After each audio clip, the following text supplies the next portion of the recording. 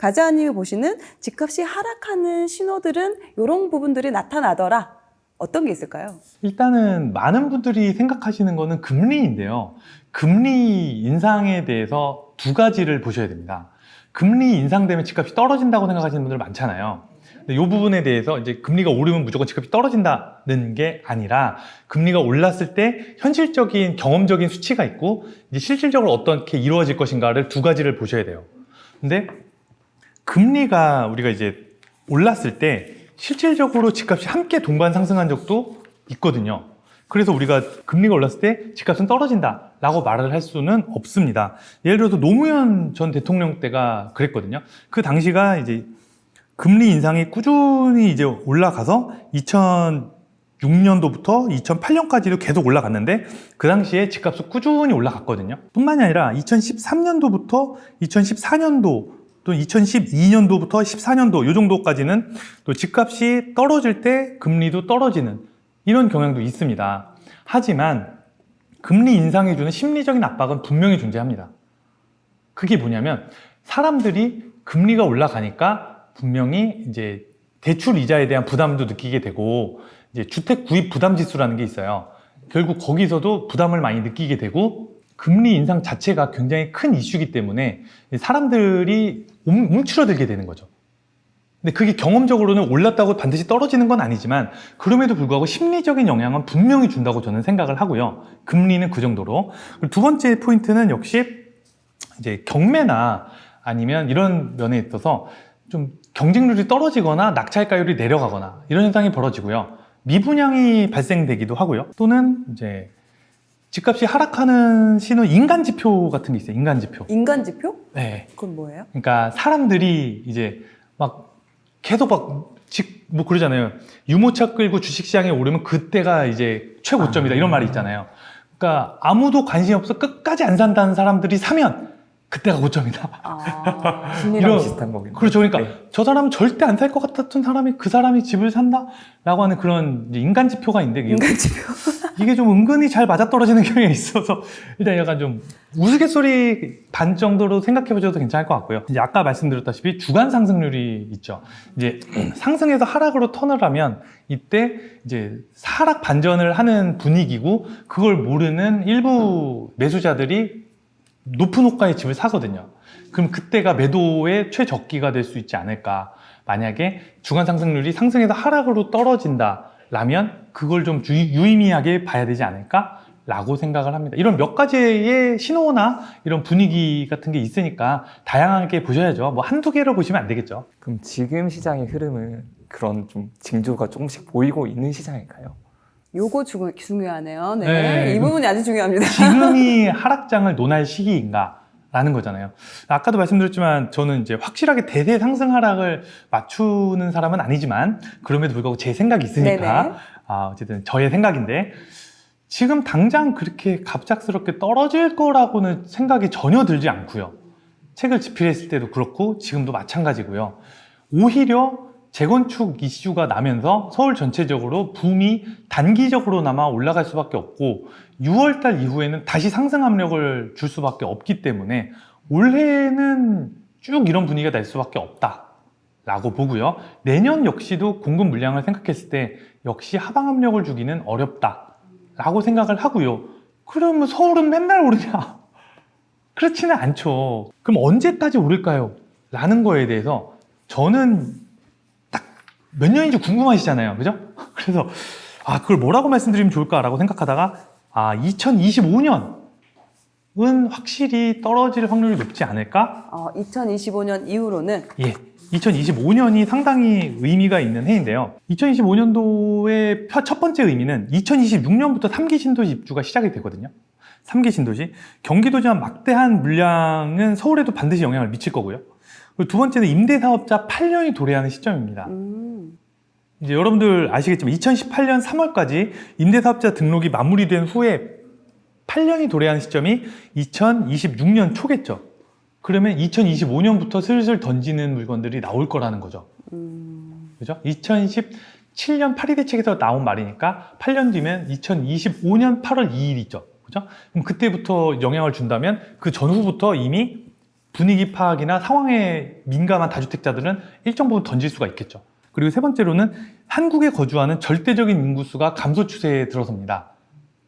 2019년도부터 3, 4분기로 알고 있는데 그때부터는 이제 한국인의 수가 줄어들고요. 2025년부터는 한국에 거주하는 총 인구수가 줄어들기 시작하는 것으로 알고 있어요. 그 말은 뭐냐? 19년부터 25년까지는 외국인이 순증이 좀 더 늘어난다 라고 제가 통계에서 봤거든요. 그리고 네 번째 정치적인 이유가 있는데 어쨌든 이제 2022년 내년에 대선을 치르고 3년 뒤인 2025년부터는 이제 그동안 있었던 부동산 정책들이 무용지물이 좀 되면서 부동산 정책이 집값을 누르고 있었거든요, 상대적으로. 근데 그게 무용지물이 되면 진짜 집값이 떨어질 영향을 줄 수도 있다라는 부분도 있고요.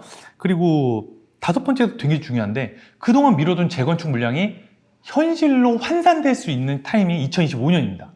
최소한 착공과 인허가 사이에 3, 4년은 존재를 하거든요. 지금 오세훈 시장이 당선이 됐고 이제부터 이제 착공 이야기가 들어섰을 때 지금부터 뭐 내년 뭐 이렇게 했을 때 2025년도부터 이게 가시적으로 현실화될 수가 있거든요. 그리고 이제 여섯 번째로 마지막으로 주택 구입 부담 지수가 최고점을 찍을 수가 있거든요. 결국은 금리도 지금처럼 계속 제로 금리에 준하게 이렇게 낮아질 수는 없거든요. 결국은 이제 금리도 언젠가는 오르고 주택 구입 부담 지수도 결국은 올랐을 때 집값에 대한 부담이 피크점을 찍지 않을까라고 생각을 하고요. 그러면 2023, 4년은 뭐냐? 라고 궁금해 하실 텐데 그거는 너무 2022년에 생각하면 안 될까요? 왜냐면 저도 좀 예상이 좀 애매해서 그렇게 확 떨어질 것 같지는 않거든요. 3, 4년도에. 그렇다고 3, 4년도에 그렇게 오를 일은 더 없을 것 같아요. 그냥 약간 보합세에서 왔다 갔다 하지 않을까. 큰 임팩트는 없을 것 같다. 저는 생각을 합니다. 뭐 3, 4년도는 2022년 내년에 이제 그동안의 정책이나 뭐 상황을 좀 보면서 이야기하시죠. 첫 번째 질문에서 드렸던 부분이 그 집값이 하락하는 요인들 중에서 좀 여러 가지 말씀해 주셨는데 물론 다 하나의 요인으로 이게 영향을 받는 게 아니라 여러 요인 중에 뭐 금리적인 부분도 있을 것이고 뭐 낙찰가율이 좀 줄어든다던가 미분양이 늘어난다던가 그리고 인간 지표, 심리 지수라고 표현을 하고 그리고 또 주간 상승률 하락하는 부분, 이 부분이 어떻게 보면은 집값이 하락하는 신호로 받아들일 수 있고 하지만 당분간은 그런 게 이러한 요인들이 보이지 않기 때문에 당분간은 이대로 좀 더 가지 않을까 말씀하셨고 중요한 부분은 2025년부터는 좀 더 하락할 수 있는 요인이 좀 여러 가지 보인다라고 이제 말씀을 해주신 것 같아요. 정확합니다. 뭐 2024년까지만 그럼 갖고 있다가 2025년 하락 전에 팔아야지 이런 또 생각을 하기가 좀 어렵잖아요. 그렇죠. 어떻게 되든 이 하락장에서도 좀 버틸 수 있는 것들을 그러면 사고 싶어 할 텐데 그럼 이렇게 하락장이 와도 좀 다른 곳에 비해서 좀 더 안전할 수 있는 그런 그런 부분도 어떤 부분을 좀 더 유의 깊게 봐야 될까요? 예, 일단 집값이 하락했을 때 이걸 버티는 거를 저는 5글자로 하방 경직성이라고 생각을 합니다. 네.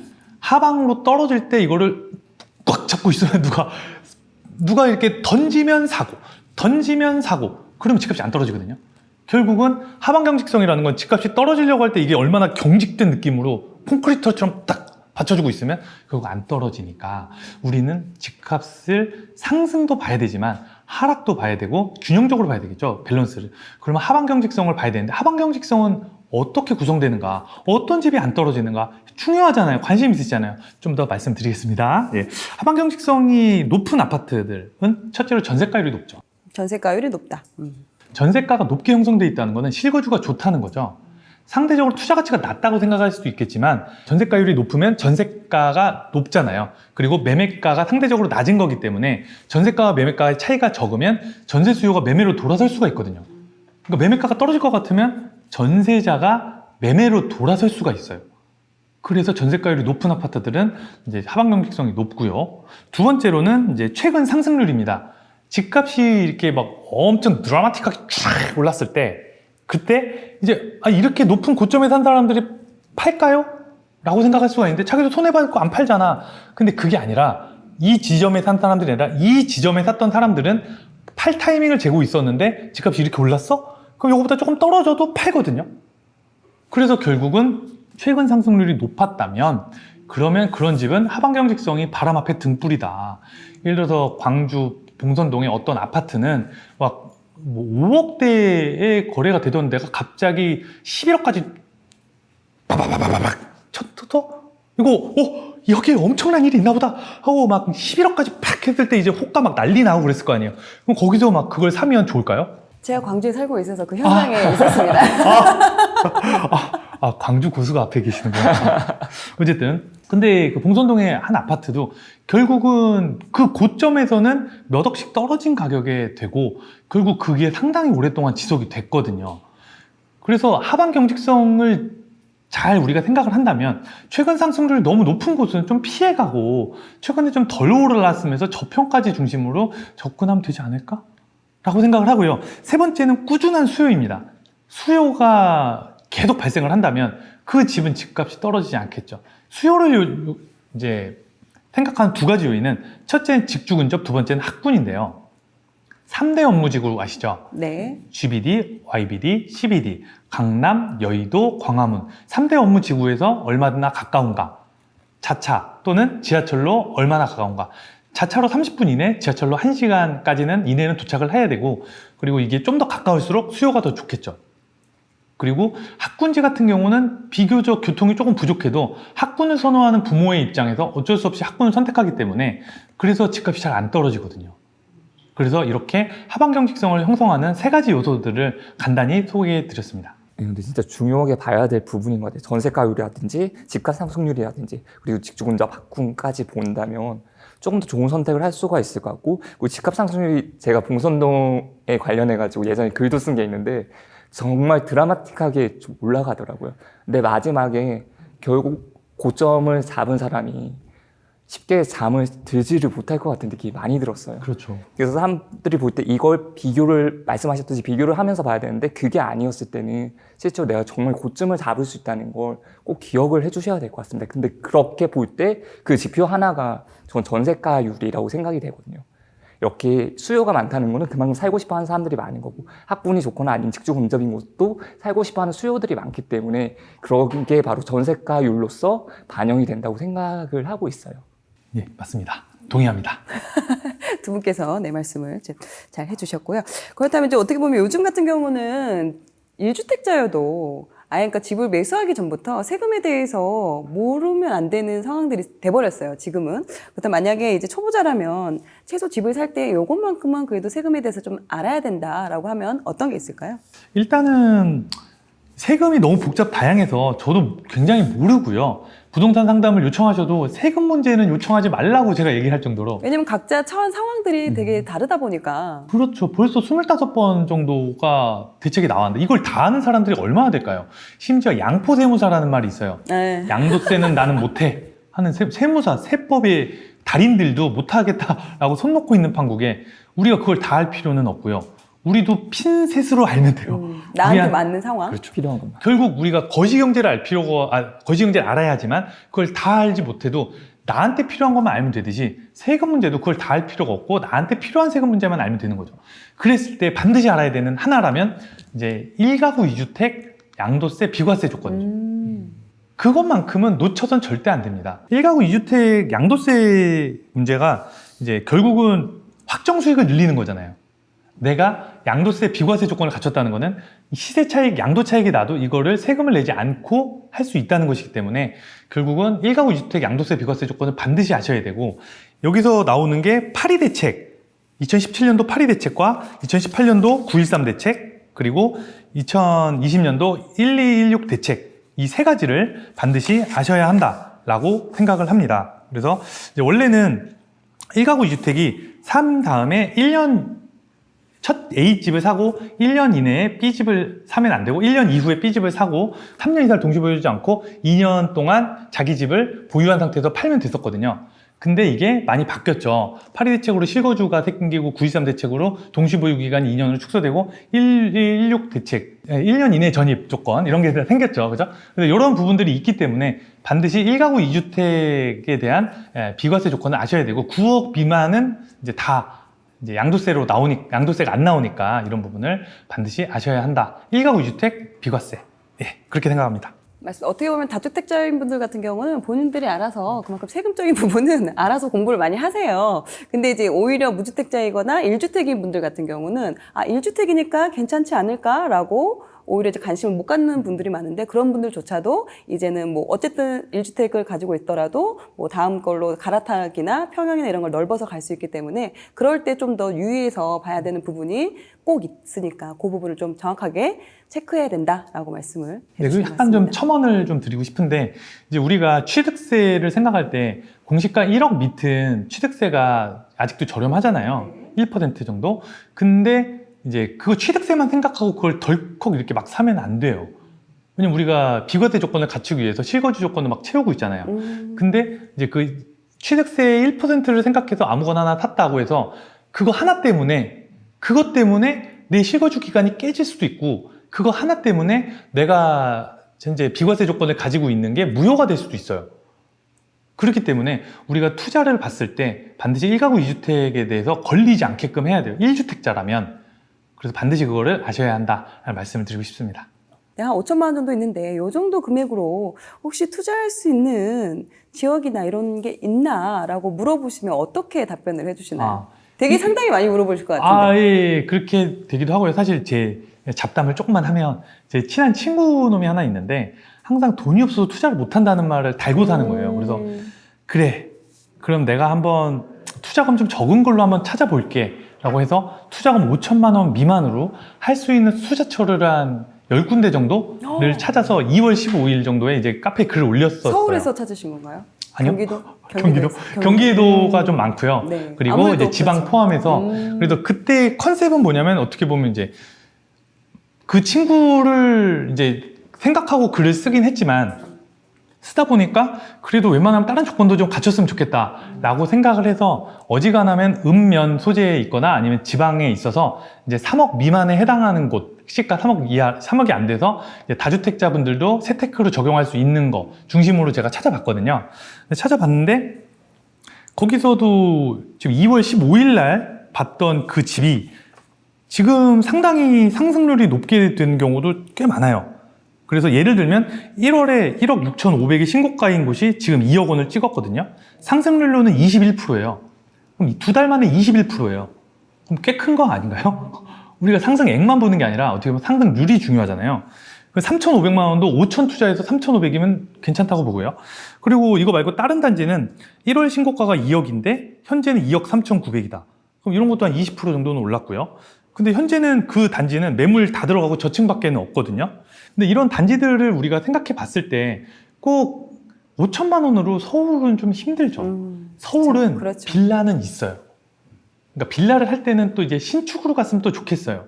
웬만하면. 아니면 재개발을 정말 잘 찾아야 되는데 재개발은 또 이제 이사 대책 있잖아요. 그것 때문에 이제 공공딱지 붙으면 아주 이게 좀 번거롭고 귀찮아져서 여러분들이 웬만하면 안전하게 신축으로 빌라는 10년 이내. 왜냐면 신축 빌라는 엘리베이터가 들어가거든요. 4세대 빌라는.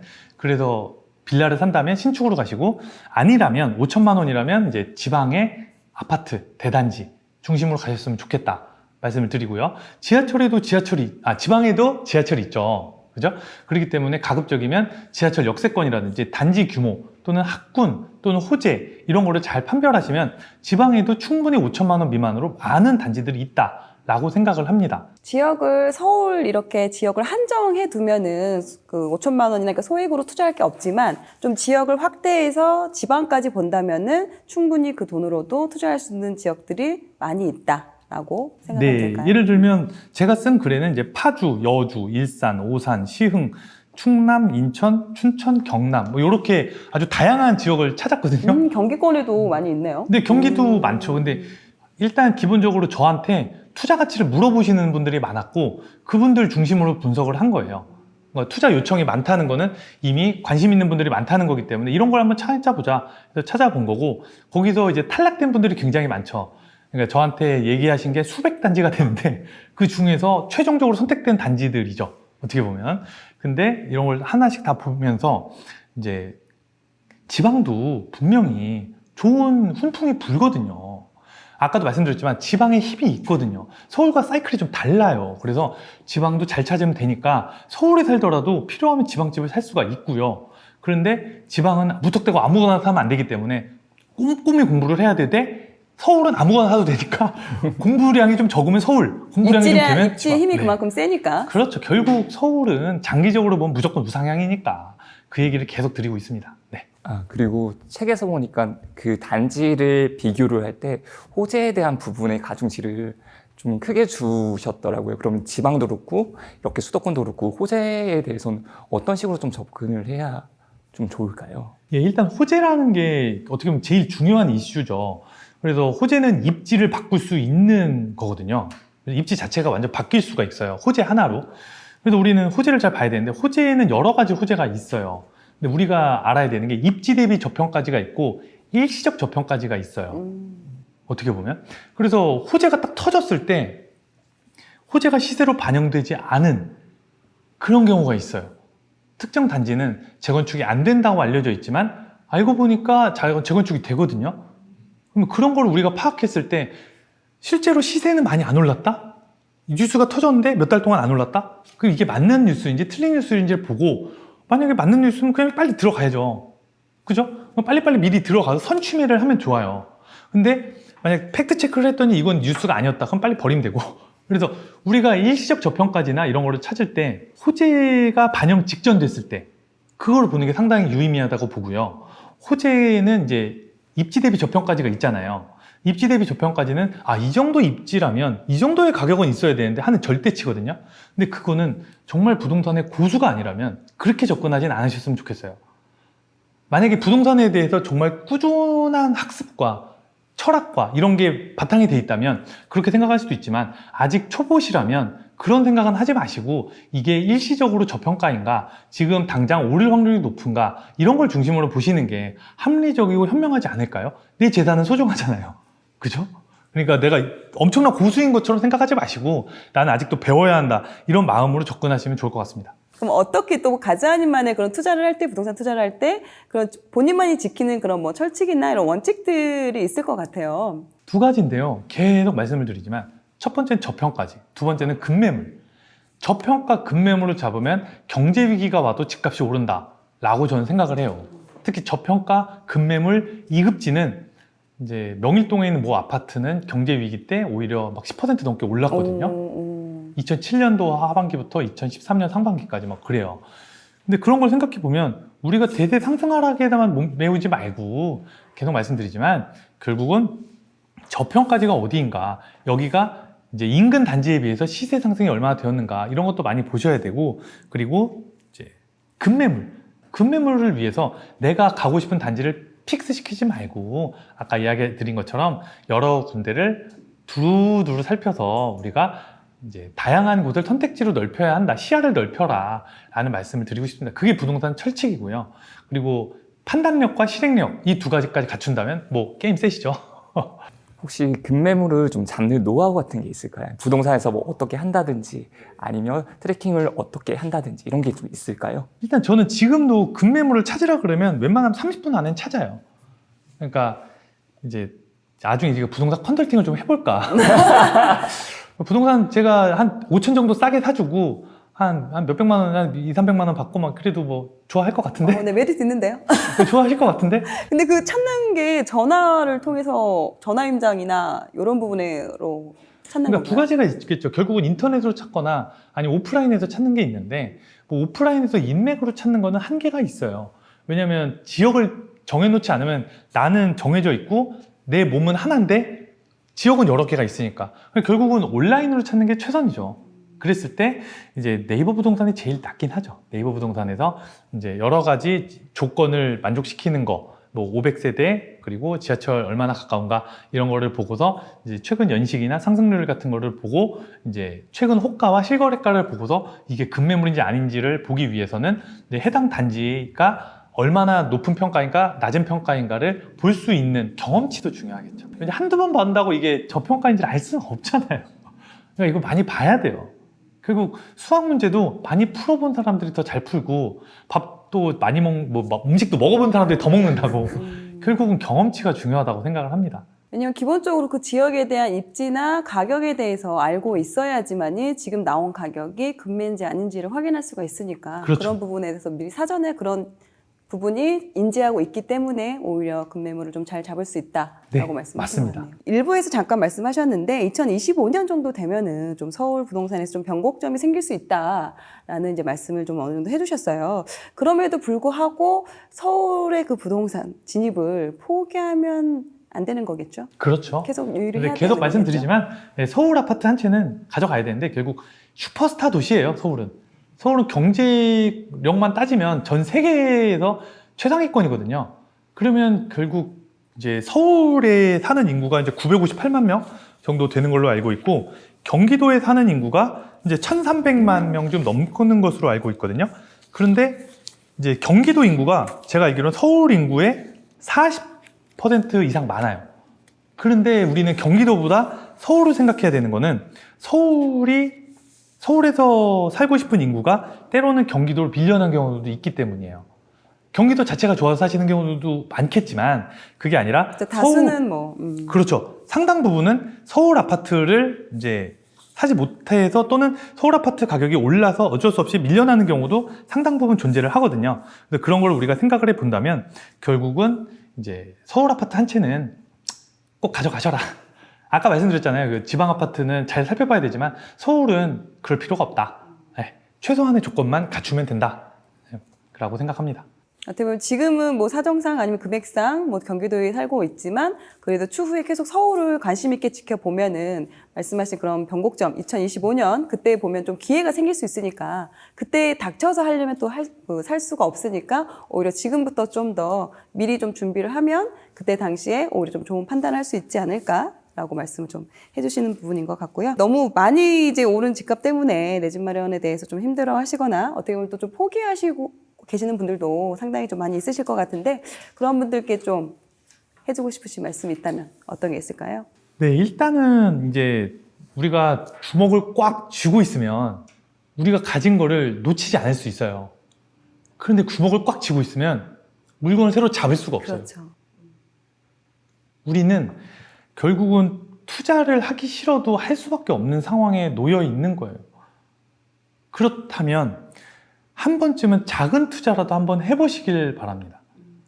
리스크가 좀 낮고 조금 더 내가 할 수 있는 범위보다 낮은 거라도 한번 해보면 내가 집을 안 사면 결국은 뜬구름 잡는 이야기밖에 안 보는데 내가 집을 사는 순간 조금 더 디테일한 이야기, 현실적인 이야기에 귀를 기울이게 되고 뉴스 기사에 엄청 예민해져요. 맞아요. 그러다가 이제 폭락론자 이야기를 들어도 하고 지나갈 수도 있고 뭐야? 이렇게 생각할 수도 있어요. 물론 폭락론자의 유저들이 맞는 말을 하기도 하지만 때로는 허황된 이야기도 하거든요. 그렇게 봤을 때 우리들은 이제 작은 투자라도 반드시 먼저 한 번쯤 하셔라. 그리고 해서 너무 내가 가진 거를 놓치지 말려고 손해보지 않으려고 하지 마시고 손해볼 수도 있다 라는 열린 마음으로 좀 손해보면 어때요? 손해볼 수도 있어도 어떻게 보면 무주택 상태가 인버스 투자이기 때문에 더 큰 손해를 줄 수도 있잖아요. 그러니까 비투자 상태인 1주택은 무조건 가져가셨으면 좋겠다 라는 말씀을 드리고 싶습니다. 그리고 이제 한 가지 더 말씀드리면 제가 부동산 투자에서 가장 중요한 건 판단력과 실행력이라고 생각을 하거든요. 폭락론자 이야기도 들어보시고 폭등론자 이야기도 들어보시고 다양한 이야기를 해주는 우리 월급쟁이 부자들 월부 채널도 들어보시고 뭐 제가 지난번에 출연했던 후랭이남 이렇게 다양한 이야기들이 있잖아요. 그런 다양한 채널을 들어보셨으면 참 좋겠어요. 그리고 그런 다양한 채널을 들어보시고 그 중에서 자신한테 잘 맞는 거를 많이 들으셨으면 좋겠고요.